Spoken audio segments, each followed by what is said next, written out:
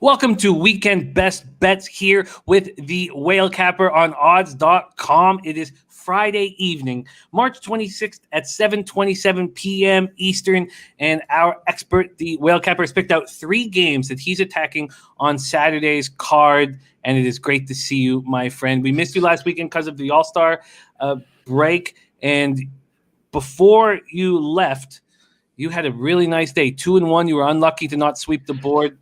And we are happy to see you once again. How you doing, my man?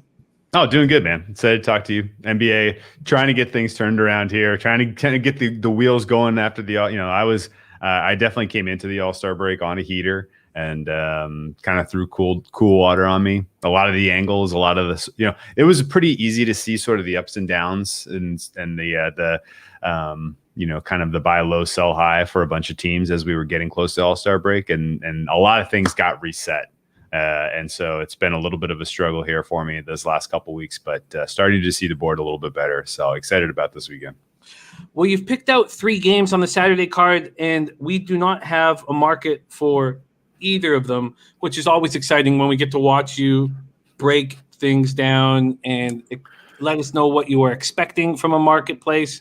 It's extremely enjoyable. And we start on Saturday night, 8 p.m. Eastern, with the New York Knicks Milwaukee Bucks. And just before we start with that game, because the Greek Freak is involved, who is now an MVP candidate again when he wasn't, when we did our first show together, which was just not our first show, our first Whale Capper NBA Weekend Best Bets a month ago, you told me that Jokic still had a shot at MVP. You said that to me when I had a plus 550 ticket in my pocket and had given up hope. And LeBron and Embiid were both healthy. And you said that. And now look at that. He's even money. Talk about this MVP race before we get into the first game. Well, it's a fun handicap. There's no doubt. Because, really we've gone now through 2 different cycles where it seemed like there was market consensus. This is LeBron's to lose. This is Embiid's to lose. Well, Embiid gets hurt, and then people kind of come back. Well, I guess then LeBron. LeBron gets hurt. And I think it's reasonably fair to rule those 2 players out just because I don't think we're going to see them much down the stretch. And the way the voters work, like if you're not seeing a guy play every night, he's kind of out of mind. I think it's pretty rare that any player that doesn't play through to the end of the season ends up getting, recognition via MVP. And so I think, even if Embiid comes back, probably not going to get to play back-to-backs. The schedule's compressed. He's going to end up playing about, 2/3 of the minutes, maybe less, relative to a guy like Jokic. So I think he's probably out of the running on that regard. And then you kind of got to go down the list and kind of rule off other players that are, high, that are towards the top odds wise. And one of them's playing in this game. Giannis Antetokounmpo, obviously, a 2-time reigning MVP. And if I had to tell you, if there's a soft case why he can, I think, be fully eliminated. Number one is the Bucks have underachieved this year relative to what people are expecting. They're probably not going to make their win total. People are not buzzing about them like they were last year. So there's this sort of perception in the mind of the voter. Well, the Bucks haven't done as well as they did last year. Giannis, specifically from a statistical standpoint, put up an all-time season last year. His stats aren't as good this year. Advanced statistics especially, he's taken a small step backwards.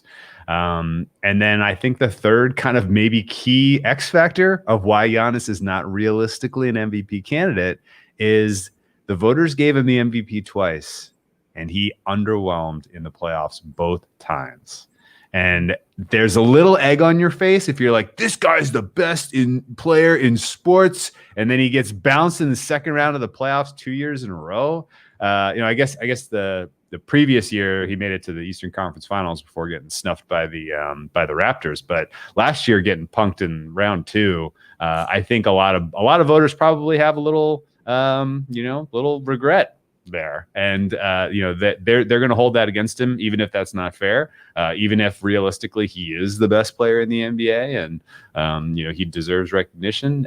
They're still going to hold it against him. So I think the fact that Jokic is so far and away, like when you look at the advanced statistics, like his wins over replacement, value over replacement statistics, his offensive contributions have just been unbelievably important for that team, and the fact that they're probably going to finish in the top 4 in the Western Conference, that's a very solid case for Jokic. And if I'm playing a little bit of defense, the only other thing that I grabbed in the wake of the LeBron injury was I took a small 14-1 flyer on Luka Doncic.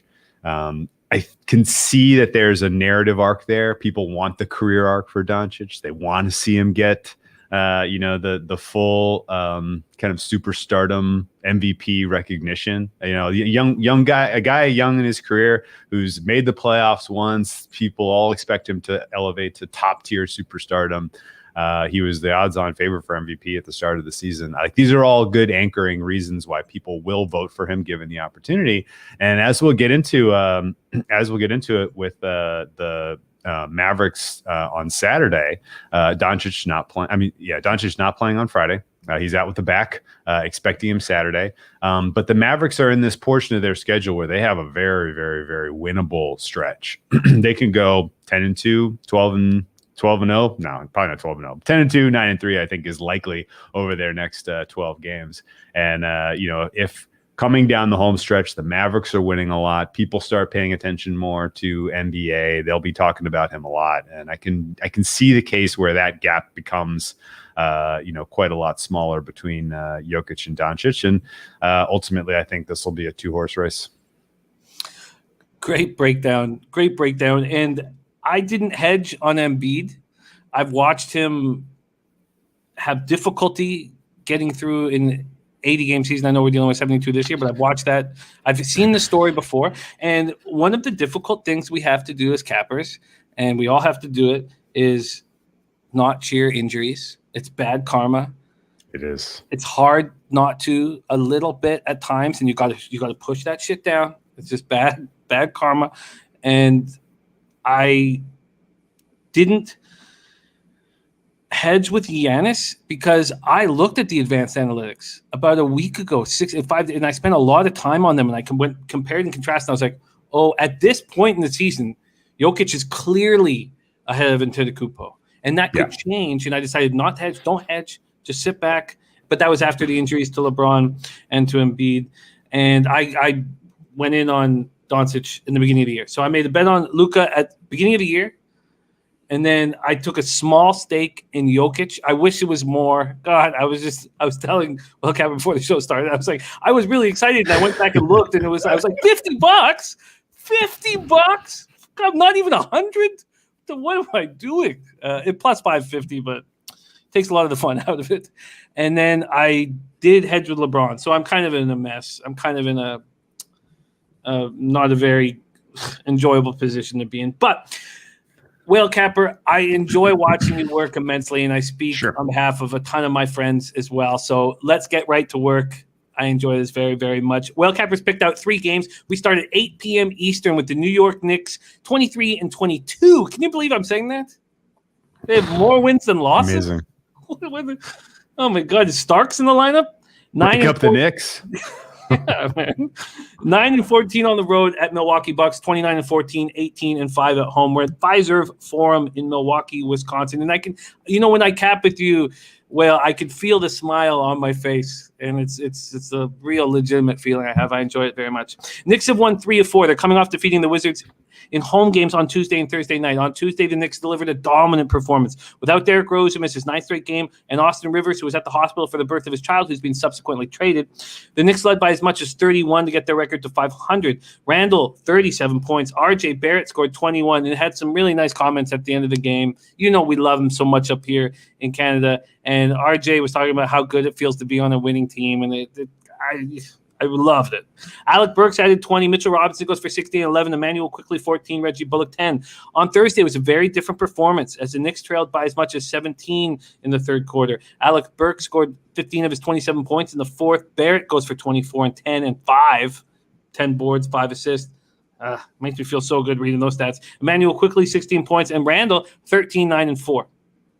New York was without starting swimmer Reggie Bullock because of a sprained right ankle, and Derrick Rose remained out as he recovers from coronavirus. But I wonder if you think he will be in the lineup here against the Bucks. The Bucks have won 8 straight. They're playing tonight against the Celtics. Tip off any minute. They beat the Celtics 121-119 on Wednesday night in the game where they came very close to blowing a 25-point lead. Capper, as I break down this game, I keep thinking of the bad beats that you took against both of these teams. And I wonder, because you were on the Wizards in that last game and you got the best of the line. And then you were on the Bucks. You got the Bucks at -3. I got the Celtics at +7. That's how much. That's how much you beat the line, and I'm trying to finish off capping this without these things going through my head, but I had to talk about it. I had to be in the moment. Middleton goes for 27 and 13. They've won 13 and 14 overall. Bobby Portis had 21 points and 7 of 10 shooting, and he's been excellent. Now, COVID protocols, he's been ruled out for the game tonight. Unless he's posted a false positive, he's likely to miss a bunch of games moving forward. Brook Lopez should see 30-minute plus, and that's not a good thing.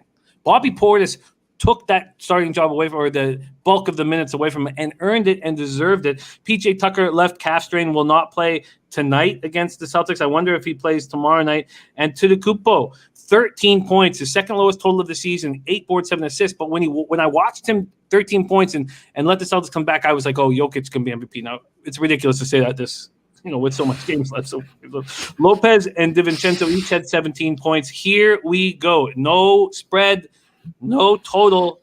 Knicks Bucks, Saturday night, 8 p.m. Eastern. And you have so much to cover here because I'd love to hear what you want from Bucks Celtics tonight and what you expect from the spread and total. Take it away, Will.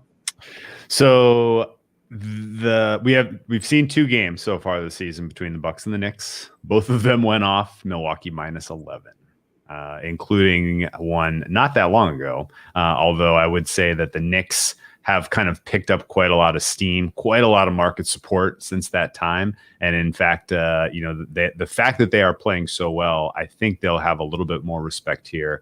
We're seeing this Bucks Celtics game close at -6. I think the market has about a 3-point difference power rating between the Celtics and the Knicks. So this is probably going to open Knicks +9. I think the Knicks are the right side here, regardless of what happens tonight between the Celtics and the Bucks. The Celtics and the Bucks play each other very hard. This is that's not a cool rivalry. Like this is, they play quite hard. The Celtics are super, super desperate to get a win. Their season is kind of falling apart at the seams. I didn't think the trading deadline went especially well for them. And I would expect that this is, kind of last stand sort of opportunity for them to write their season. They're going to give the Bucks everything they got. And the Bucks, I think, ultimately will win. But I would expect this to be a 3-4 point type of game ultimately. And heading into Saturday, you're going to have a nice opportunity where the Bucks will have played the night before. Hard game, difficult opponent, coming in as a relatively big favorite again at home. The Knicks got a chance to really take the first half of Thursday's game off against the Wizards. They still win. And I think that in general, the Knicks are shooting confidently right now. Their 3-point shot is falling. They've figured out roles and responsibilities in terms of how they want to run their offense, who's going to shoot, who they want the ball in the hands shooting wise. And the Bucks' 3-point defense this season has been absolutely atrocious. They have consistently given up, wide open threes to guys that they shouldn't be, and they're paying the price for it. I don't know that the Knicks win this game outright, but I think that this is a 1-possession, 2-possession kind of game that gets decided late, and the rest advantage is clearly in favor of New York. So I will take them as a dog, expecting to get about 9 points. Now, if it opens at 7-ish, there's going to be some Milwaukee steam, I think, just on the basis of the fact that this closed at 11 back on March 11th. Sorry. I had it written down and then I lost it. March 11th. Yeah. March 11th. This closed at Milwaukee -11. So it'll drift in their direction, I would guess. I think waiting closer till tip to take the Knicks isn't a crazy idea. Even if it does open at 9, you might get an even better number. But they're live in this one. Do you think it's possible that if it opens up at 9, you should just snap it up immediately? Because what if Antetokounmpo sits on the second? That's a great. I had not thought of that, but yes, that's very entirely possible. Right now, he's kind of an Iron Man, though. there were a lot of opportunities for them to sit him this time last year, or before they stopped play, and he played through it. So he's not really dealing with any significant issues that I can tell you. And they're kind of thin right now. I don't think PJ Tucker will be available. He may be, but I haven't heard confirmation that he's going to pass the physical and be out there. Clearly, Bobby Portis, not going to get much of a contribution from him, even if he does go. And similarly, Kurocs, I don't think is going to give you much. So I think there's going to be a little bit of pressure on Giannis to play, but you could get a surprise and he could sit. So my buy point is 9. I think fair price is 7. If I see 9, I'll bet it. I'm not going to play around with the waiting game for confirmation of lineups. And but they sat him on Monday, and I'm curious to hear what you think of that 140-point performance the Bucks had at home against Indiana without him in the lineup. I didn't watch much of that game, and to be honest, the fact that it was the Pacers. The Pacers are a very difficult team for me to put my finger on right now. Their defense has been extremely suspect of late, so I don't exactly know if that's giving you much information there. Giannis, the ball does tend to go through him late in games when it's close, and that does keep that does limit their offense a little bit. So that is interesting that they were as amazing as they were without him on Monday. I like this breakdown, and I think you're right. After him resting on Monday and with no noticeable ailments, he'll play. So if that is the case, then you can wait, depending on what happens tonight against the Celtics. What an interesting cap. That's how we get the show started with the Knicks +9. And for all the cappers that I work with live, I track their records.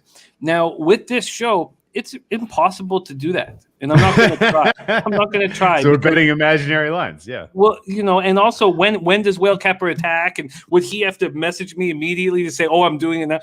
So it's impossible to do that.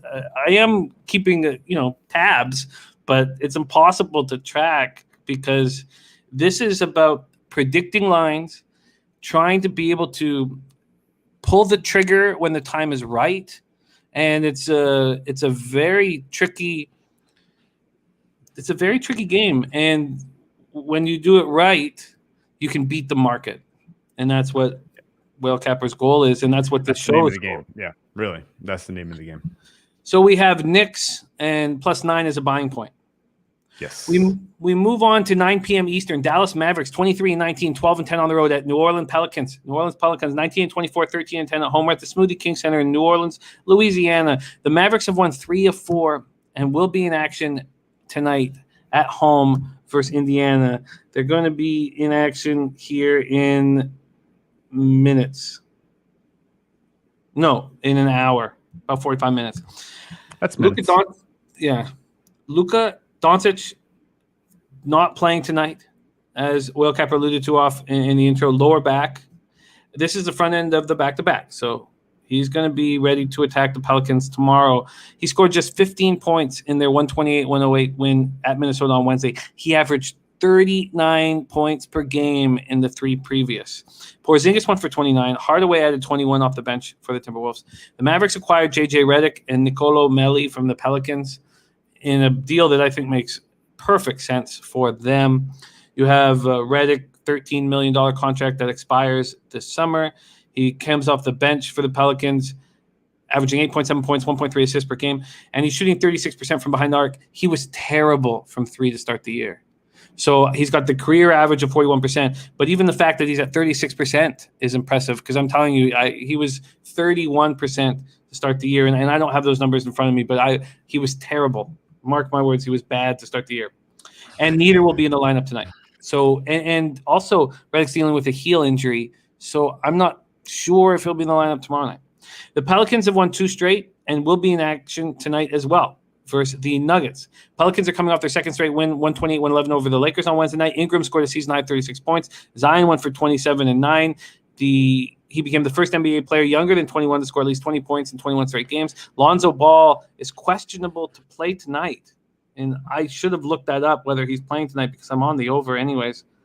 And I haven't looked that up, which is don't think he's gone. You don't think he's gone? Okay. Irresponsible of me not to check that out before the show. Here we go. Whale Capper, Dallas Mavericks, New Orleans Pelicans, 9 p.m. Eastern. Take it away.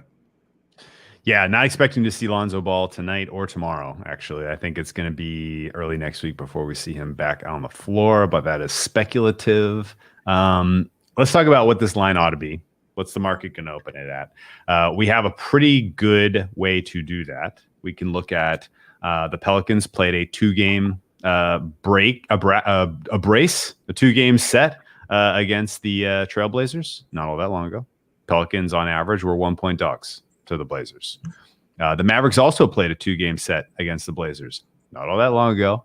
On average, they were 2.5-point favorites. Both of them were in Portland. And so this tells you that the market has a power rating difference between Dallas and New Orleans of 3 points. Or actually, 4 points. I did my math wrong. You consider the fact that this is in New Orleans, there'll be about a point of home court advantage. I'm expecting to see this Dallas -3. Now, these two teams played before the All-Star game, like around February 12th-ish. And at that time, clearly neither team was playing as well as they're playing now. But the Mavericks were 3-point favorites at home. And so it's telling you a little bit that the market has moved the Mavericks up in terms of their rating to see them potentially 3-point favorites on the road tomorrow against the Pelicans. Teams will have equal rest, so there's no rest advantage at play here. There's not really a health disparity at play. I know Lonzo Ball has come along this year and been an important factor, but the Pelicans are playing fine without him, so I don't know that moves their number for me that much. And I think the Mavericks are a bet-on team right now.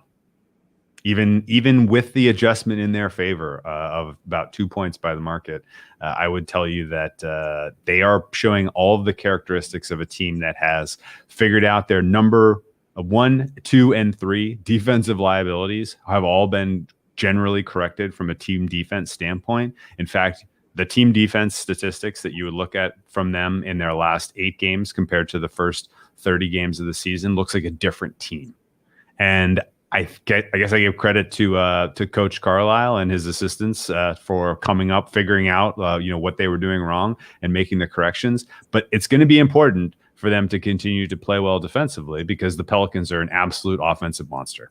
And the Pelicans have been getting it done recently with points in the paint. They've been just dominating teams on the offensive glass when their shots aren't going down. They've been aggressive getting to the rim, and Zion Williamson is playing at a much higher level than what we saw through the first couple months of the season. So the Pelicans are a formidable foe. There's no denying this.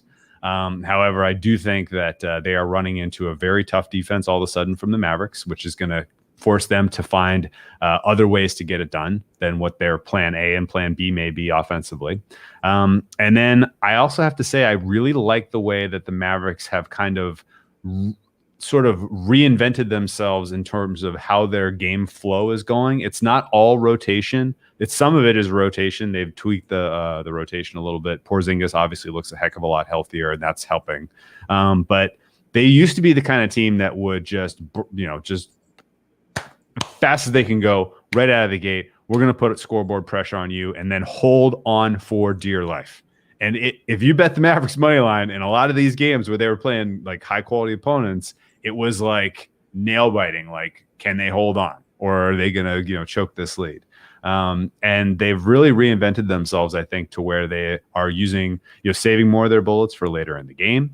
Coming out in that fourth quarter with a couple of really nice sets, design pieces, getting some guys some open looks. Their guys, they've got guys figuring out where their spots on the floor are, which I love to see. When you're starting to see in a couple of games in a row, like this around the same time a game, the same guys are in the same spots wide open, nailing their shots. Like, you can just kind of tell that a team is feeling it. And that's what the Mavericks look like to me right now. So I think I'm fine betting on them in this spot, even on the road, even as potentially 3-point favorites. And I think Luka Doncic and the Mavericks are going to come up in the standings pretty darn quickly here. I think, at least considering the current state of their defense, I would have made this. I think fair price is like 4.5 here. So again, my buy point is Dallas -3. My anticipation of the market is that it's going to move towards the Pelicans, depending on what happens tonight's game. I mean, I'm not expecting the Mavericks to look good without Doncic against the Pacers, and that may cool people off on them a bit. So Pelicans, I think, do take care of business in relatively impressive fashion, whereas the Mavericks may struggle, may not even win, and you could potentially see a fair price of 3 open and start to drift towards the Pelicans. I love that breakdown. That makes a ton of sense to me. And if the Mavericks look terrible tonight and the Pelicans look great, the bettor can make the decision when they want to move on this number. And it's a dangerous game. But the Pelicans... I would guess market's going to move towards Pelicans if they open it fat or if they open it fair, right? Like if they open it market fair is 3. If they open it 3, I think it would drift down to probably 2.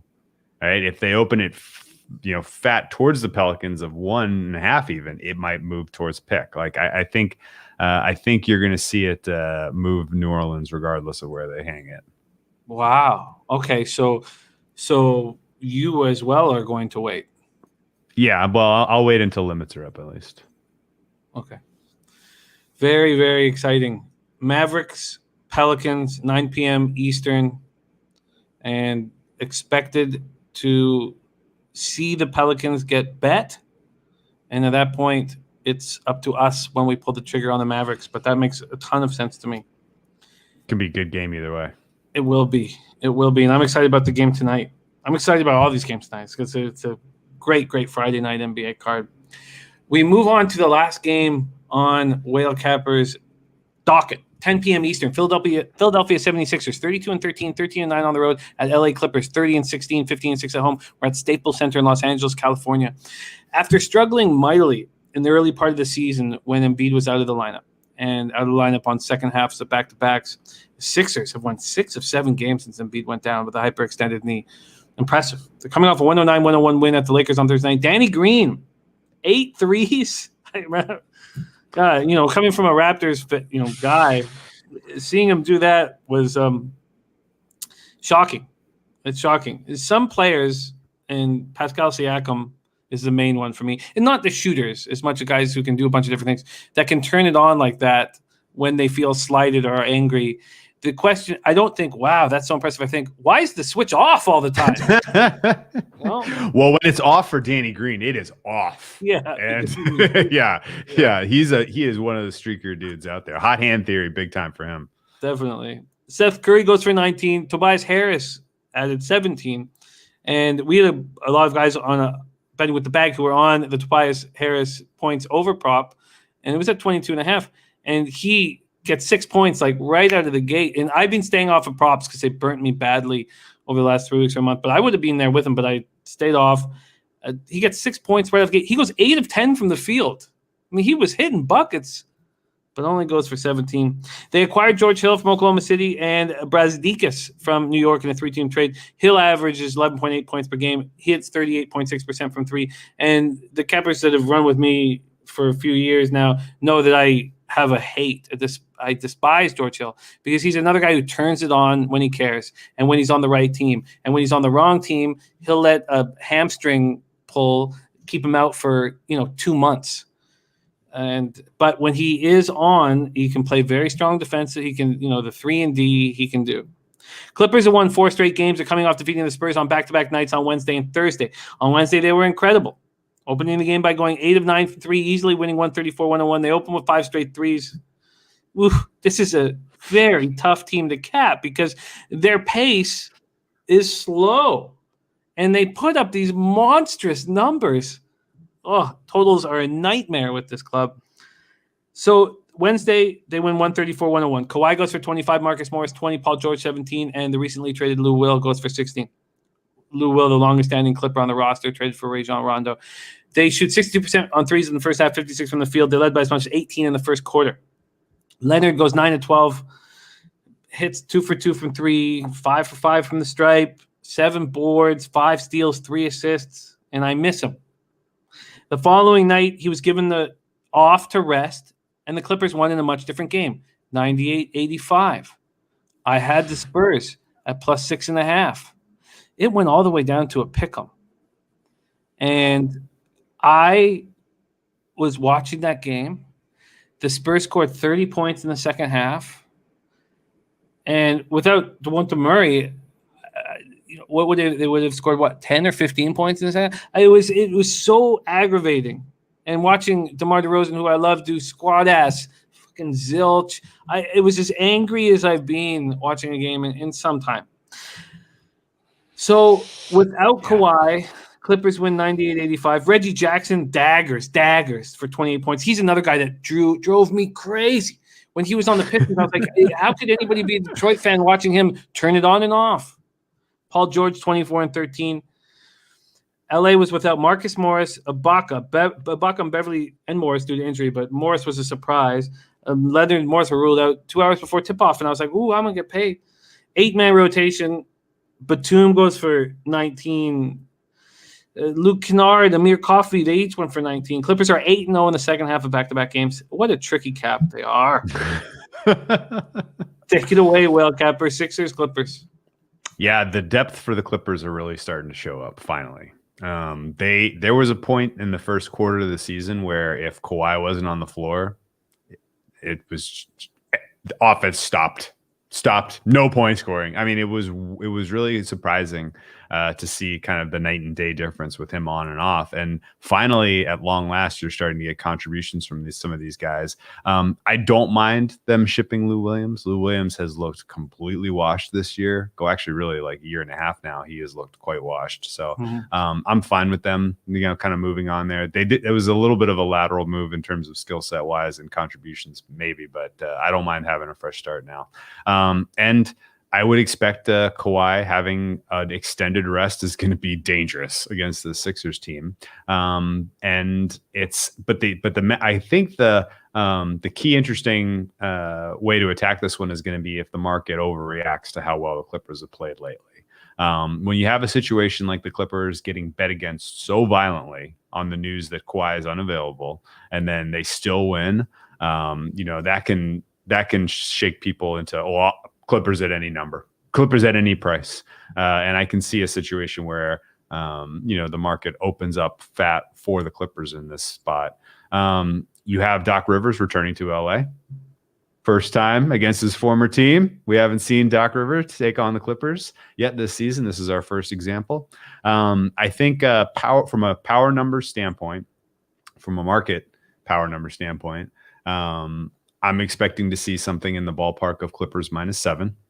And if I'm expecting them to open at like 7.5, 8.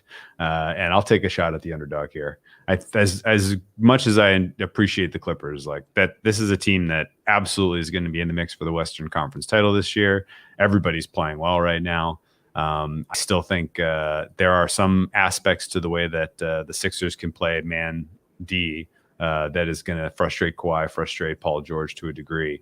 And this should be a really competitive game. Ben Simmons is like the perfect guy that you want to be able to kind of take away one of those two, and then you can use team defense and switching and rotations to cover up the other guy. So I think this is going to be a defensive chess match, realistically. And at that point, if you're going to have an inflated number on the home Clippers, then I'm on the underdog here. So again, expecting. I think market fair price is 7. I think they'll open at 7.5, 8. It may even get bet in the direction of the Clippers. But for me, fair price would be about 5.5 here. So I'm going to take the points. Wow. That's so interesting. I agree. Money's going to keep coming on the Clippers. You have to watch the market very closely, but it feels like a spot where you can wait and see, because the Clippers are going to be bet. I love it. Oh yeah. And you have the bonus of Philadelphia has been hanging out in LA, but not going out in LA because there's nothing open. Definitely. What a huge piece. And we saw that last year in the bubble when I had the best run I've ever had in NBA. It was so easy. It was just so easy when you take out all the intangibles. Now there's new intangibles this year, and because teams on, who have a bad road trip. They're not coming home to a packed stadium cheering them on, coming home to an empty stadium and being vilified by the press. And so it's changed the way in NHL, especially, I would always back these teams when they get to go home. Now I don't. Now I'm like, no, that's not a good place to be, in that eerie, quiet arena. Dynamic's going to change by the playoffs, though. I think we're going to see fans in the stands come playoffs and NBA. I hope so. My guess. I hope so. And then we go, hopefully get back to normal, let's say next year, and then we have to change everything around. Capping is a cruel mistress, and it doesn't seem to get easier. Great work. Just for my own personal, the buy point you're going to use for the Clippers? 7 for me. If we see 7 and it doesn't ever get bigger, I'm in. I think it'll get bigger, but I think it is too. I think I'm expecting to have a crack at 8 in this one. I expect you to as well. Absolutely. Absolutely. And so one thing I made the mistake of, and this is a funny thing, when you tail cappers and then you pick and choose which games you tail, it almost always blows up in your face, and you end up and you're looking and you're like, whoa, but he had a good day, and why didn't I?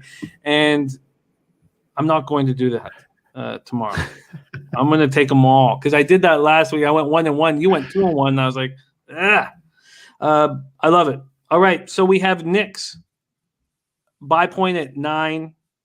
We have Mavericks buy point at 3. And now this changes as the information comes in, as the market comes in. Oh, sure. So this is just the day before the action, 24 hours before the action. Games are being played tonight, so this can change. It's fluid. Of course. And we have the Clippers at 7, but I'm expecting you to get better than that. I enjoy these Fridays very, very much. Well, Capper and everybody at odds.com does as well. Thank you so much for joining us. Enjoy your weekend. And do you have any last words for the Capper supporting the show? No, appreciate you guys watching. Best of luck. And there's a lot going on in sports right now. This is a ton of fun. March Madness this weekend too, so enjoy it. Also, the Niners trade for 3rd overall pick. I can't wait to talk to you about that. Trying to figure out who that's going to be. Haven't gotten word yet. I know. What a treat it is to rock with you, my man. On behalf of Whale-Cap and myself, everybody, odds.com, thank you for watching. Let's have a big weekend. Get paid in full. Get that cash.